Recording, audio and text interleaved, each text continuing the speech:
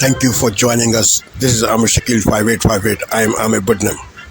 We are thankful to all international news resources. Following news have been reported by American, European, Asian, African, Australian channels and AP, AFP and Reuters news agencies. Now the headlines. Israeli deadly airstrike on a school in Gaza, killing at least 100 people. A plane crashed in Brazil, killing at least 61 people. No one hurt on ground. Severe thunderstorm and tornado warning in Northeast. USA. North Pacific, Japan coast rattled with earthquake. No tsunami warning yet. Bangladesh new leader with good ambitions for the country. Ukraine pushes deeper in the Russian territory. Russian counteroffensive. Deploying more troops on Kursk region. No untoward incidents in Paris Olympics yet. Many countries won the gold medals. The Olympics will wind out on Sunday evening. Anti-fascist protesters outnumber the far-right protesters in Great Britain. Israel killed a Hamas leader in Lebanon. Gaza ceasefire talks continue in Egypt. On Wall Street, Nasdaq, S&P 500 and Dow Jones Industries increase a little bit. Now watch the channels.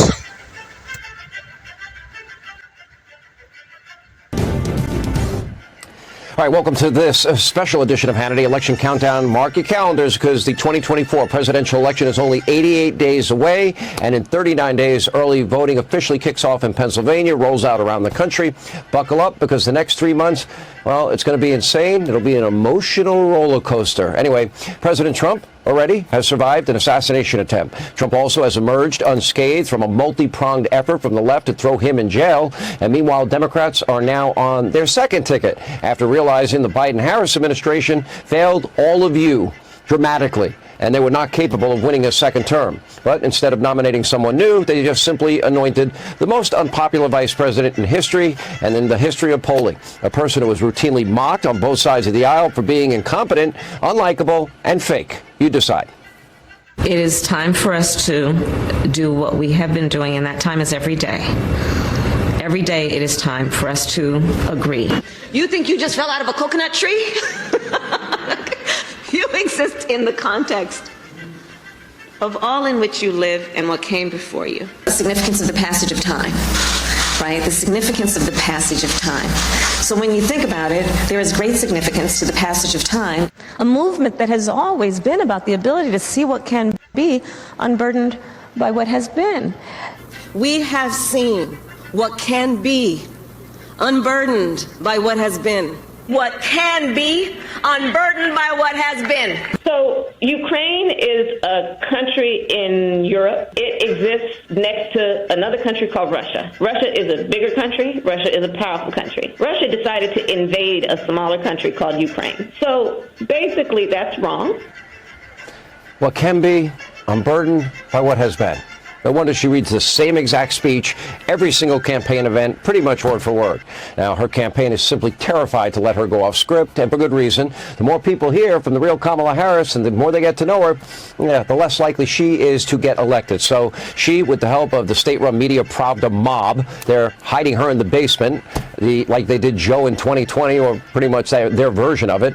Now, that's why Kamala Harris almost never speaks without a teleprompter and almost never gives, a speech that is different. It's the same words, same speech over and over again. Watch. Oh, it is good to be back in Pennsylvania. It really is good to be back in Wisconsin. It is so good to be back in Michigan. I am clear. The path to the White House runs right through this state. And listen, I am clear. The path to the White House runs right through this state. I took on perpetrators of all kinds. I took on perpetrators of all kinds. I took on perpetrators of all kinds. I know Donald Trump's type. I know Donald Trump's type. In this campaign, I proudly put my record against his any day of the week. In this campaign, I'll tell you, I will proudly put my record against his any day of the week. Are you ready to make your voices heard? Ready to make your voices heard? Are you ready to make your voices heard? When we fight, we win! And I know Kamala's type, radical, extreme, and her policies are downright dangerous. Since the coronation, there have been 0 official press conferences, 0 national interviews. In fact, she has not participated in an official presser since December last year, and that went on for a whopping 12 minutes. Nancy Pelosi once urged her colleagues to pass a bill so they can find out what's in the bill. Now, Democrats, they're asking you, the American people, to vote for Kamala Harris so you can find out what she really believes. According to the New Yorker, quote, Harris's campaign website, meanwhile, does not have a policy section or an articulation of beliefs. There's just a button to donate, some merch and yard signs and a biography. And naturally, her biography does not make any mention of Kamala's prior positions that she's had on issues like her ban on fracking and oil exploration and her plan to defund, dismantle the police, no bail laws, or her support for that bail fund after a police precinct was burned to the ground.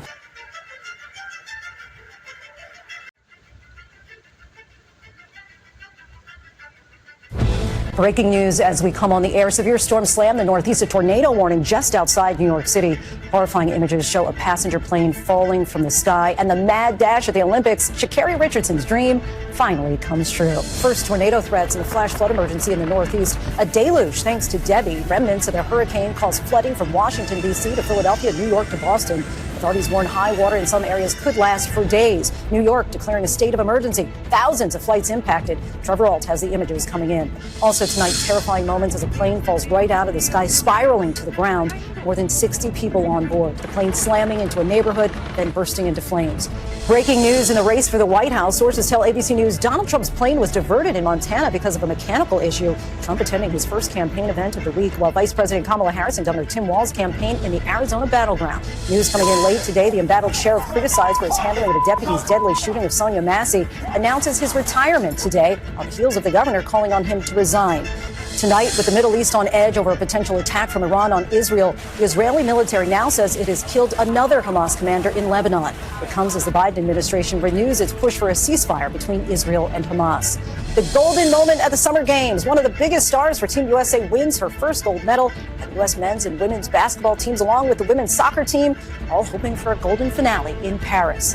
3 visitors charged with vandalizing one of the most popular parks in America. Prosecutors say they face possible prison time for firing paintballs throughout Joshua Tree. Tonight, tributes to charismatic golf legend Chichi Rodriguez, who played with a style and flair all his own. And a big surprise is at the Ultimate Disney Fan Experience, a sneak preview of the new Disney Magic.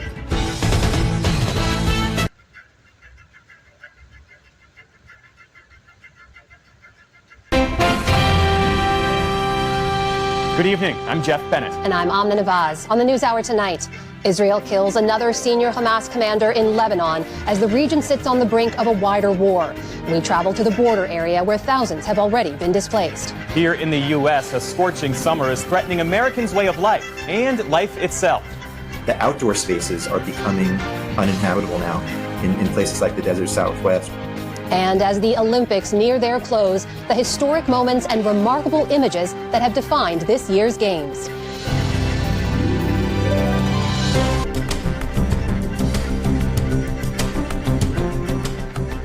Severe weather starts our day's other headlines. The East Coast is experiencing heavy rains and flooding as the last remnants of the post-tropical cyclone Debbie move north. Flash flooding warnings stretch from the Carolinas up through Maine, with Pennsylvania and New York potentially hardest hit. Tornadoes also remain a threat.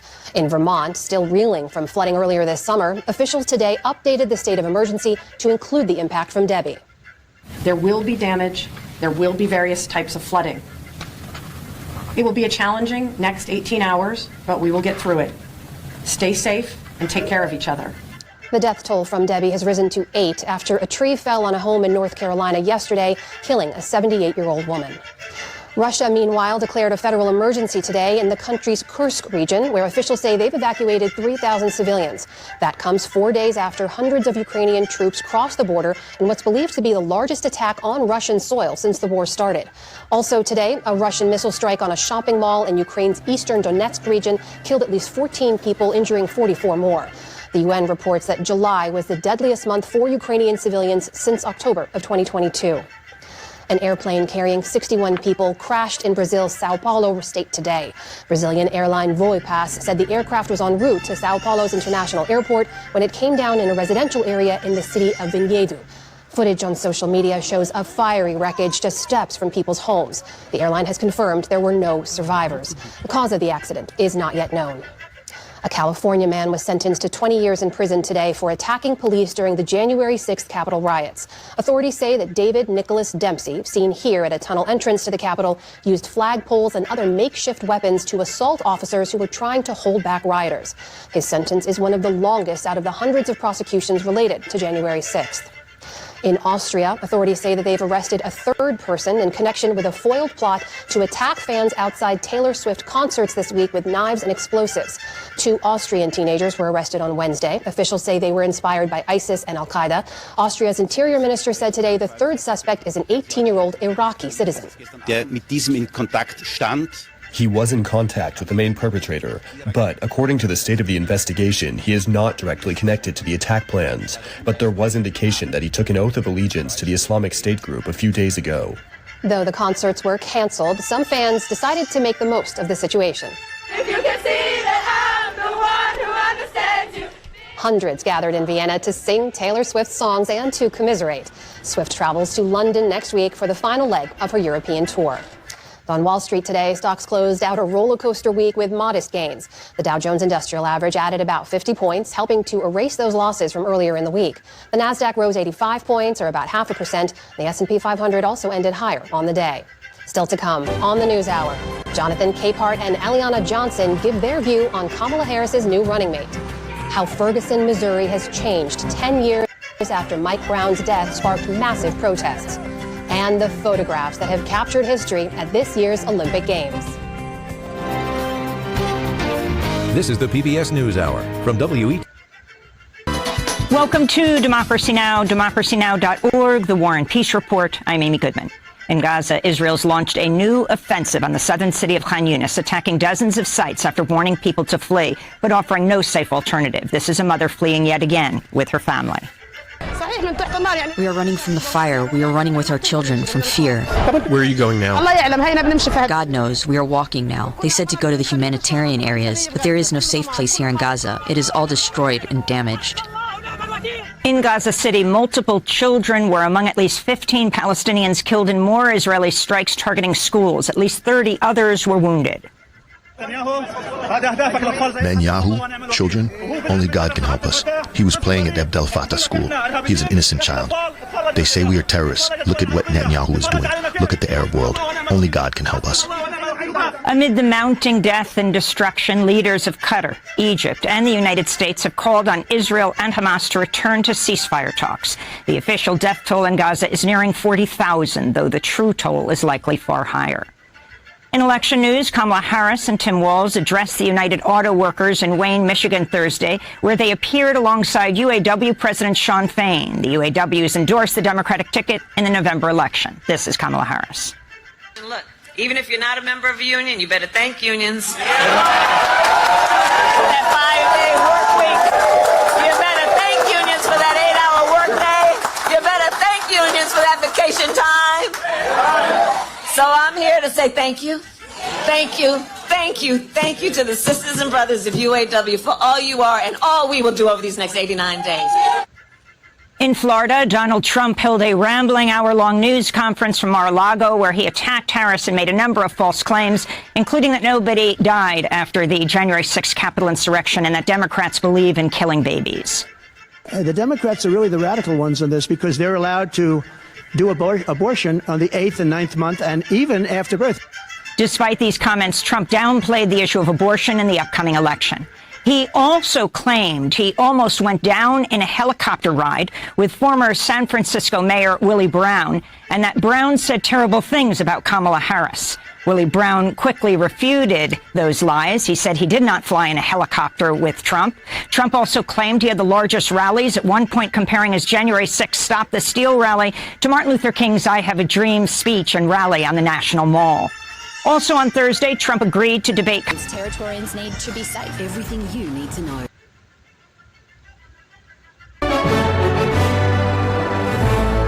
Good evening, everyone. I'm Major Garrett in for Nora. This is what the aftermath of that crash looked like. Metal ripped to shreds, debris and flame retardant everywhere. The plane only recognizable from the nose, which is cracked and flattened. Tonight, authorities say the black box has been found. Hugely important to the international investigation now underway. The plane went down in a neighborhood near Sao Paulo, crashing into the yard of a home. CBS News senior transportation correspondent Chris Van Cleve is tracking the latest developments. Cell phone video captures the airliner's final moments, dropping thousands of feet in just seconds, falling out of the sky over a residential neighborhood outside Sao Paulo, Brazil. It was a stall. I think we can pretty much safely assume that. Former NTSB Chair Robert Sumwalt is also a retired 737 captain in Indiana. Major? Terrifying in every way. Chris Van Cleve, thank you. Nearly 30 million people are under a state of emergency tonight as the remnants of Debbie, a storm that made landfall as a hurricane earlier this week, brings flash floods and a threat of tornadoes. While Debbie was not the most destructive storm in history, its slow movement has been a nightmare for communities along the entire East Coast. CBS's Tom Hansen reports. This is South Kansas. Right now on Morning News Now, Midas touch. The Olympic track team stays golden as Team USA runs away with multiple events. The Americans now with a commanding lead in the overall medal count heading into the final days of the Summer Games. We've got all your highlights of the events you can't miss as we prepare to bid adieu to Paris. Also this morning, deadly deluge. Millions on the East Coast are waking up under flood watches after Debbie drenched the South. The system dumping more than a foot of rain in some areas, overwhelming drainage systems. Tracking the slow-moving storm as it sets its sights on the Northeast. Plus, September showdown. Vice President Harris and former President Trump say they've agreed to meet on stage just over a month from today. Now, Mr. Trump is pushing for even more debates. We've got the latest from the campaign trail as both camps take their messages on the road.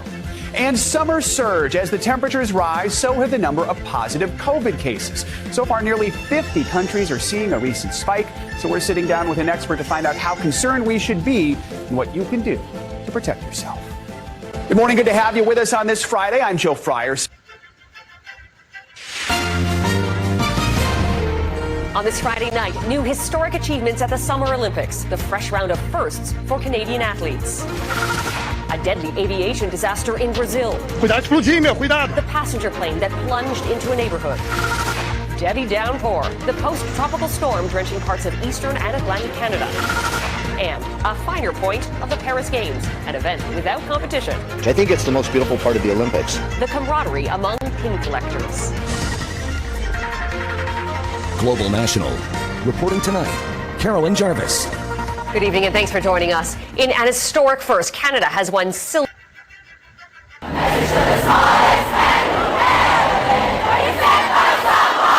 We went pretty early in the afternoon, showed up, and it was packed full of people. Everyone was singing along and dancing and like giving out friendship bracelets. We were meeting people from all over the world and just talking. And at one point when they were playing Lover, everyone was sitting and there was this very like sweet like teenage couple in the middle like slow dancing together. It was just like, it was such a beautiful time, and it just signified like, you know, what being a Swiftie is, which is just pure joy. When you go to a Taylor Swift concert, every difference between you melts away. It doesn't matter where you're from, what your religion, what your background, nothing matters. You go and you scream, sing for over 3.5 hours. We will be dancing at Taylor Swift concerts for a very long time because she's definitely coming out with another album. This is me hoping. It truly is amazing how many people from around the world have been drawn to these concerts. I know at least a couple of families here in Vancouver who have gone to Europe to see concerts. For Ariella, this would have been her 4th Taylor Swift concert, but as you can see, even though it was canceled at the last minute, people took it all in stride.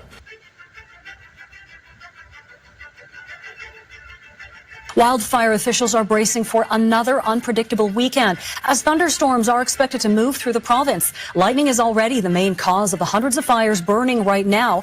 And on the North Shore, the fire danger rating is rated high. CTV's Craig Krause has more.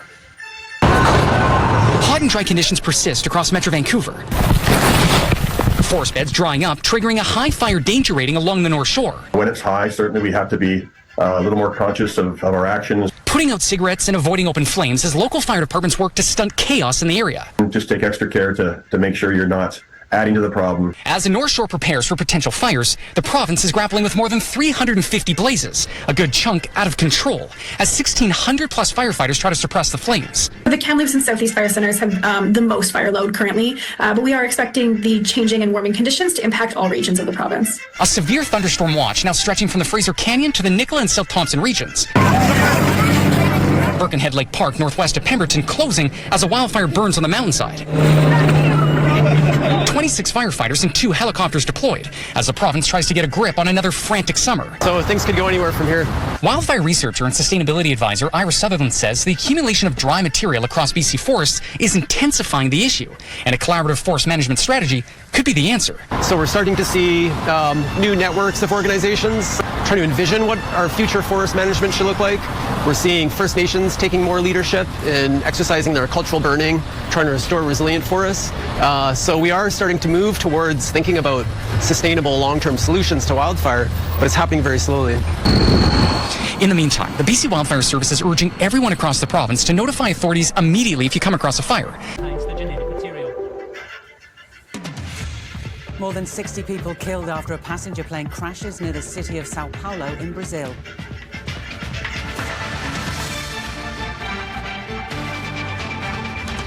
Ukraine continues its advance into Russia as Moscow rushes to evacuate civilians from the Kursk region. Victoria Police issue an urgent safety warning after a staggering number of lives lost on the state's roads. And Algerian boxer Imane Khalif claims gold at the Paris Olympics after a gender eligibility row. Hello, welcome to ABC News. I'm Lorna Dunkley. In breaking news this hour, more than 60 Palestinians are reported to have been killed and dozens more wounded in an Israeli airstrike which has hit a school in Gaza. The Israeli Defense Force argues it was targeting a Hamas control centre in eastern Gaza. Matthew Doran is live for us in Jerusalem this afternoon. Hi, Matthew. What more can you tell us about this strike?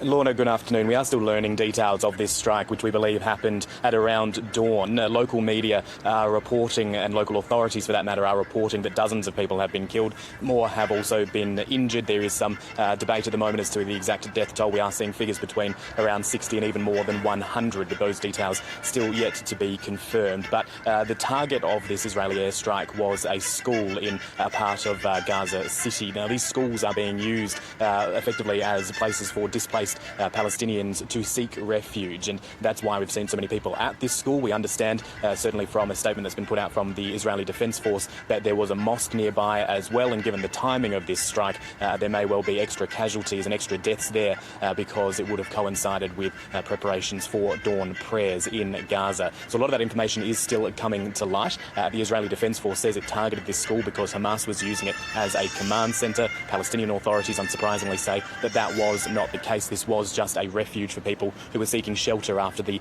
many months of war that they've had to endure in Gaza. So we'll keep across those details as they come to hand over the next couple of hours. Yeah, Matthew, in a separate development, Australia has joined the condemnation of a high-ranking Israeli minister. What did this minister say?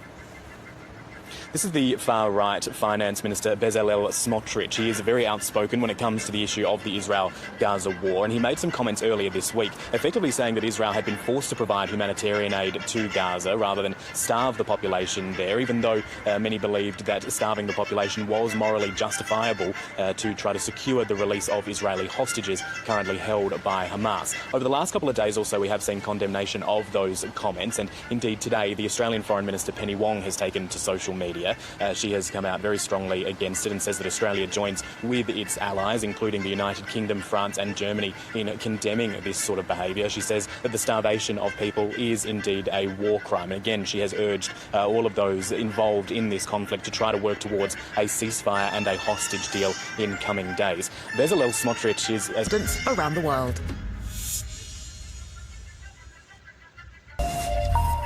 Hello and welcome to Daybreak on France 24. Here are this morning's main news headlines. Nearly 100 people have been killed in the latest Israeli airstrike on a school sheltering the displaced in Gaza City. That's according to figures supplied by the territory's civil defence. As Ukrainian forces continue their counter-offensive on the ground in Russia, authorities there evacuate residents and impose anti-terrorism measures in 3 regions. We'll bring you the very latest from Emmanuel Shaz. She's our correspondent on the ground in Ukraine. And a busy day ahead on this penultimate day of Olympics action with nearly 40 gold medals up for grabs this Saturday.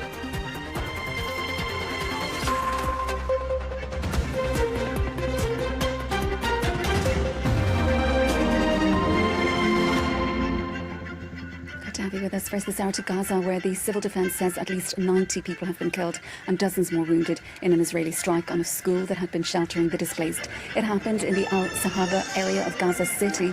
The Israeli military has acknowledged the strike, claiming without evidence that it hit a Hamas command centre within the school. This latest deadly raid comes after the IDF launched a fresh assault in Han Yunis on Friday. Nick Rushworth has the details. Palestinians are fleeing parts of Gaza's second largest city, Han Yunis. Israeli evacuation orders have triggered yet another exodus from areas where many people had just returned less than 2 weeks ago, after the Israeli military's last incursion into the city in July. They took our children, our things. They said this is a safe area. There is no safe area. We cannot find a place to stay. We are thrown in the streets. We're tired of this life. We're fed up. Death is better than this. Let the country see our situation and find a solution. We're tired. We've died. We've died. City on Thursday and Friday. World leaders and the UN, meanwhile, continue to push for a ceasefire in Gaza. There must be an immediate ceasefire.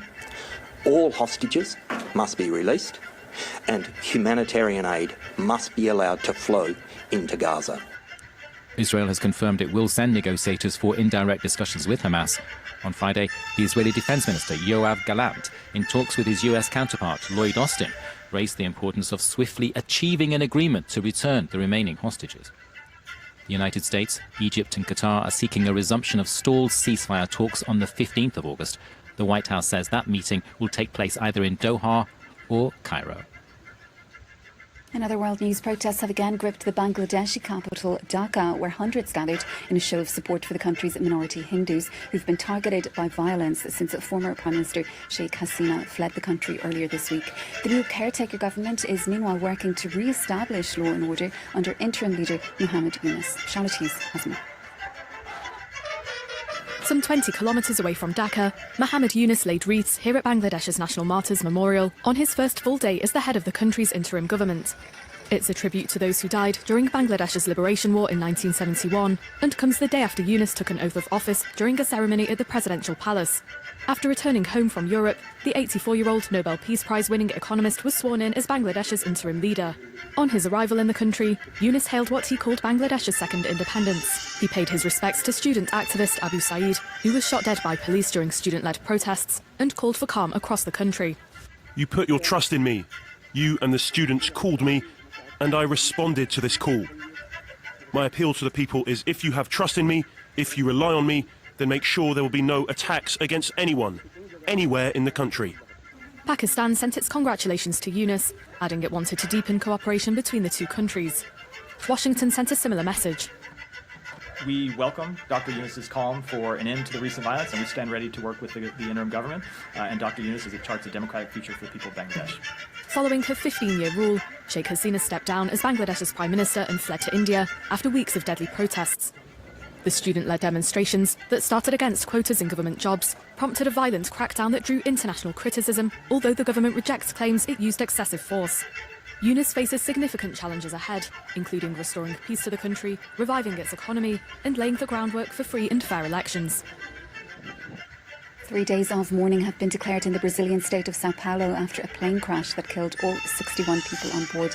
The twin-engine turboprop fell into what experts call a flat spin before crashing into a residential neighbourhood. There are no reports of casualties on the ground. The aircraft's black box containing voice recordings and flight data has been recovered from the site. All that remains is a smouldering wreck of the plane after it plummeted from the sky. It crashed in the city of Vinhedo, about 80 kilometers northwest of Sao Paulo. The airline Voyapas said that it was heading for Sao Paulo's international airport. All the 57 passengers and 4 crew members on board were killed. The ATR 72-500 twin-engine turboprop aircraft crashed into a gated residential community. I thought it was going to fall in our yard. It was scary, but thank God there were no victims among the locals. It seems that the people inside the plane were the real victims. Firefighters, military police and the Civil Defense Authority dispatched teams to the crash site and sealed off the entrance to the residential area where the plane went down. At an event in southern Brazil, the country's president asked the crowd to observe a minute's silence. I would like everyone to stand for a minute of silence because a plane has just crashed in the city of Vinhedo in Sao Paulo. There were 58 passengers and 4 crew members, and it seems that all of them have died. It was subsequently confirmed that the death toll was 61 people. The Brazilian Air Force's Centre for the Investigation and Prevention of Air Accidents said that pilots didn't respond to calls from air traffic control in Sao Paulo, nor did they call for help or say they were operating under adverse weather conditions. Next to Russia's southern Kursk region, where anti-terrorism measures are in place along the border with Ukraine as authorities move in additional tanks, artillery and rocket systems. Ukrainian forces broke through the frontier on Tuesday in a move that caught the Russian military off guard. Well, for the very latest on that counteroffensive, let's cross live to Emmanuel Shaz. She's our correspondent in Ukraine. Emmanuel, there have been unconfirmed reports at this stage that Ukrainian troops have managed to push as far as 35 kilometres into Russia. We're now into a 5th day of this incursion. What do we know about how it is progressing on the ground?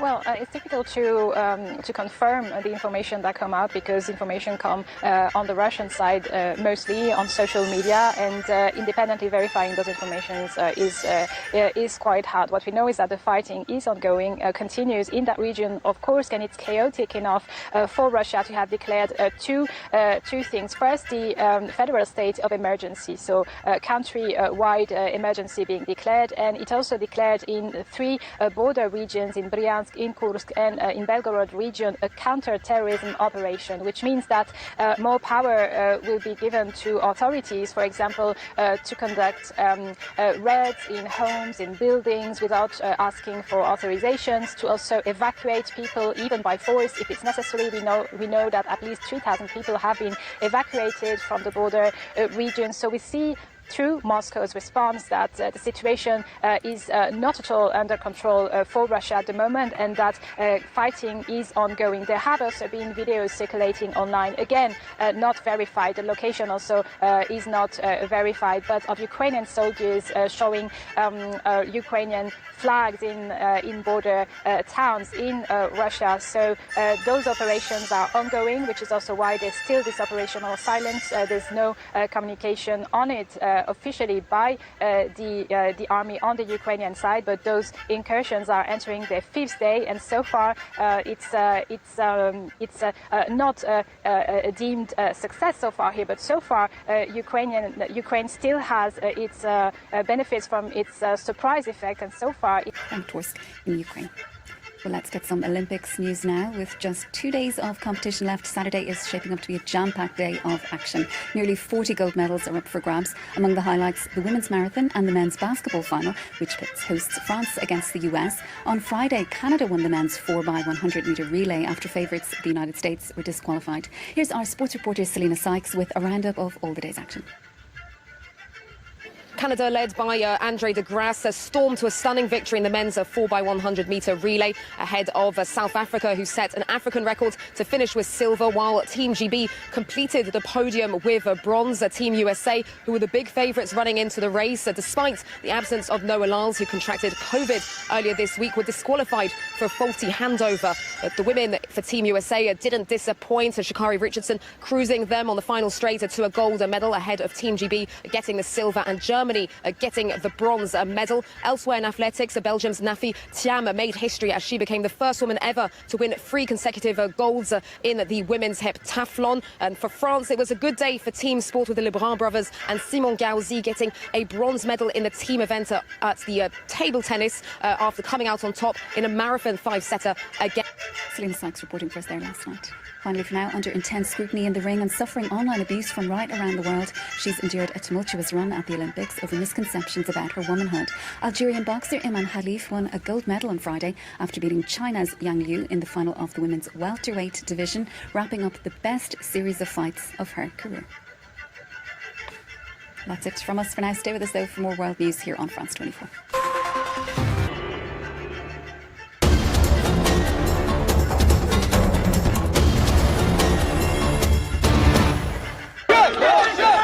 What started these right-wing protests? Misinformation surrounding the murder of 3 young girls. I won't shy away from calling it what it is.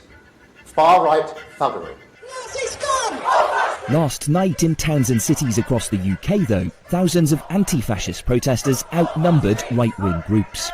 But the anti-immigrant sentiment has arguably been bubbling under the surface for many years. It led the Conservative government to propose plans to fly immigrants to migrant camps in Rwanda and to put them in barges like this one off the coast.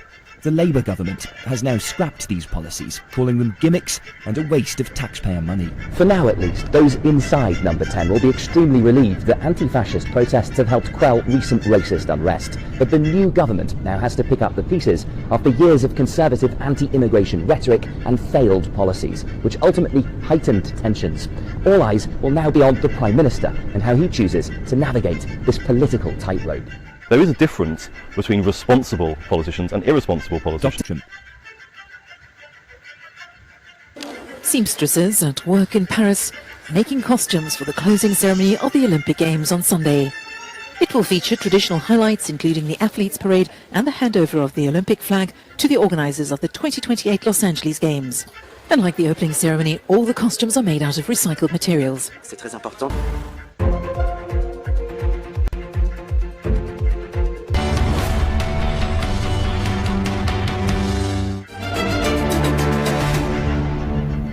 Headline news this hour. Another 6.8 magnitude earthquake has been reported in Japan this morning, days after scientists warned that a megaquake could soon hit off the country's Pacific coast. Tremors were felt in the northernmost parts, including in Hokkaido and Miyagi prefectures.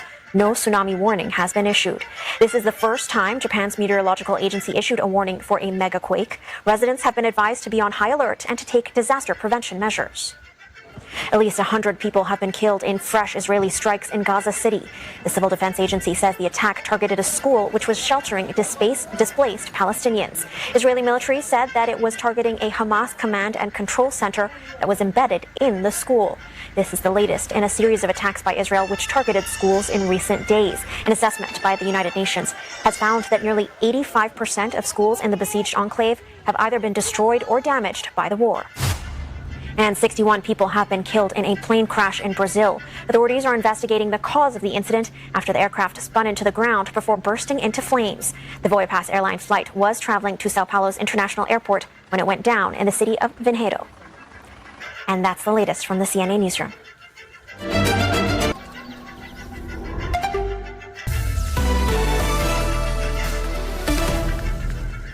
This is DW News, and these are our top stories. A passenger plane has crashed in Brazil's Sao Paulo state, killing all 61 passengers and crew on board. It went down in the town of Vinhedo, some 80 kilometers north of Sao Paulo. Videos posted to social media show the aircraft tumbling out of the sky. The ATR-72 was operated by Brazilian airline Voyapass. Russia is sending more forces to its Kursk region in an attempt to repel a Ukrainian attack that started earlier on Tuesday. Moscow is deploying multiple rocket launchers, artillery guns, and heavy tanks to the area. The attack has prompted Russia to declare a federal-level emergency in the region. President Nicolas Maduro has appeared before Venezuela's Supreme Court asking the top judicial body to confirm his disputed re-election. The National Electoral Council declared Maduro the winner of the July 28th vote without releasing detailed results. The opposition says it collected records showing its candidate was the actual winner. Protests over Maduro's declared victory have left at least 24 people dead. You're watching DW News from Berlin. There's lots more on our website. That's dw.com.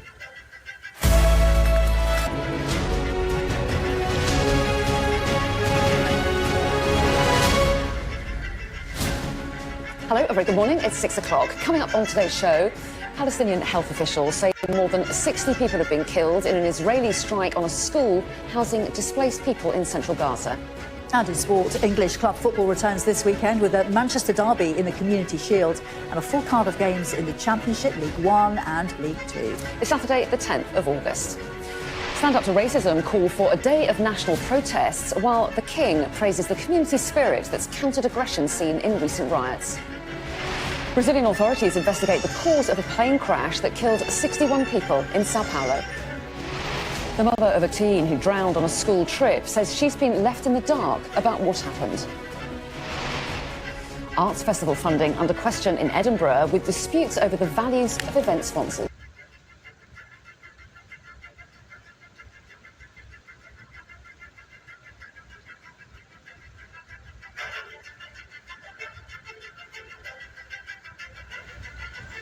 Thank you for watching and privilege of your time. This is Amir Shakil 5858. I am Amir Goodman. Have a good life.